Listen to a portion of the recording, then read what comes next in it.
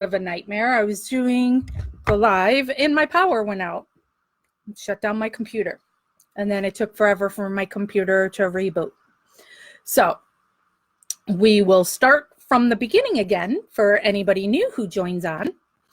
We're discussing the Newsweek article that just came out that is written by Kelly Wynn, who covers everything on Stephen's case.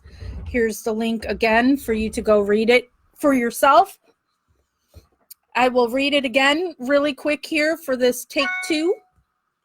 Don't know why my power went out. It flashed out and it was enough to shut everything down and then took forever to come back up. So we'll see if it goes back out again and I disappear. So the title of the article is called Making a Murderer Confession. Convicted Wisconsin murderer allegedly confesses to killing Teresa Halbach.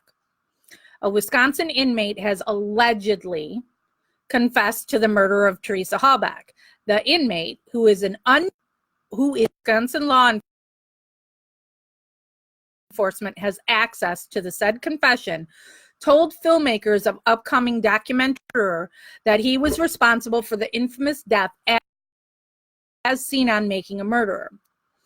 Currently, there are two men behind bars for Halbach's death.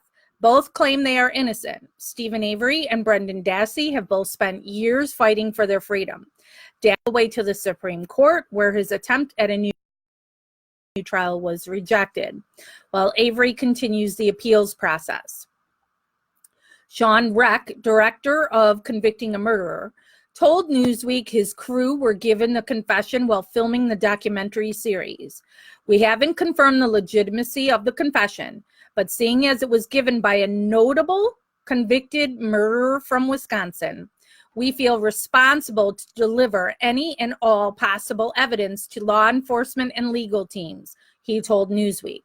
Having been in production for 20 months, information and evidence that is leading us to the truth. Our investigation does not end here. Reck also confirmed the confession did not come from Dassey or Avery.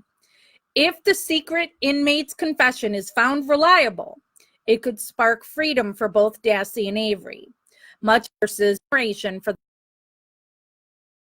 the uncle and nephew pair after two parts of Making a Murderer premiered on Netflix in 2016. The documentary series took viewers into the lives of Dassey and Avery's families while diving deep into forensic evidence that could point at a third-party killer. Kathleen Zellner, Avery's current lawyer, has a handful of theories that point to other members of the Dassey family as Halbach's killers. She spent years recreating parts of the crime scene and evidence in hopes of proving Avery couldn't have committed the murder he's convicted of. I don't like that either. If Avery is exonerated, it will be the second time he was wrongly convicted of a violent crime in the state of Wisconsin. Convicting a Murderer is a TED series currently in post-production, according to the Internet Movie Database. The series aims to be a sequel to Making a Murderer, but will include parts the Netflix series left out, Reck told Newsweek in January. So is this something that Newsweek has had since January? Or is that a different time they talked to them? So is this something that they've been holding on to for 9 months? I watched Making a Murderer like tens of millions of others, Reck said. After watching the series, I was angry with law enforcement and even embarrassed as an American because of what appeared to have happened to Stephen and Brendan.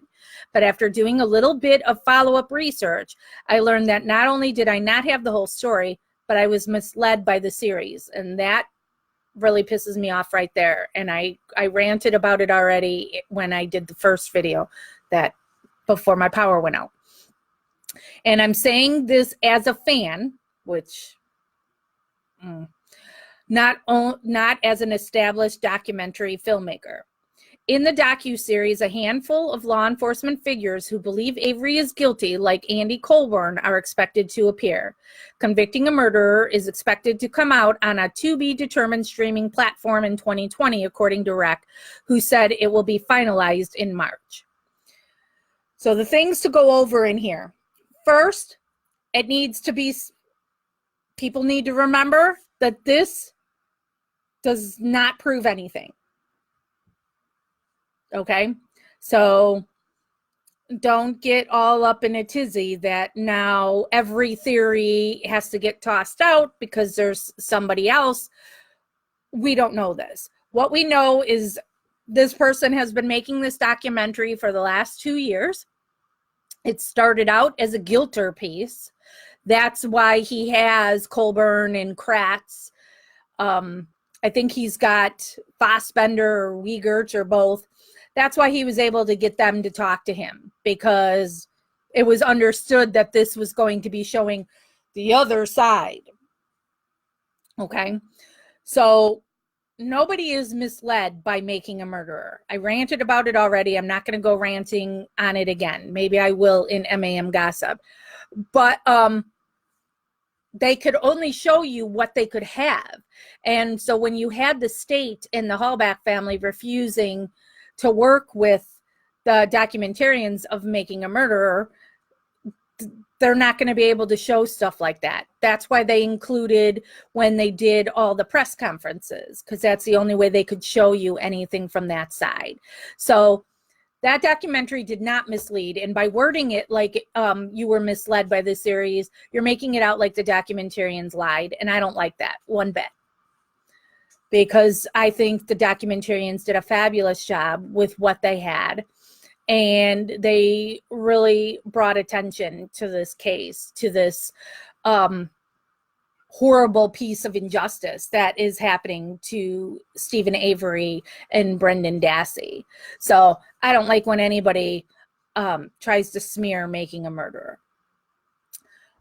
The other thing I don't like is it's saying that this wants to be a sequel to Making a Murderer. It can only be a sequel to Making a Murderer if it's done by the documentarians that made Making a Murderer. This person is just using this, huge thing to get attention for their own series. Now I'm getting a message, something about Kratz has tweeted. Let me see.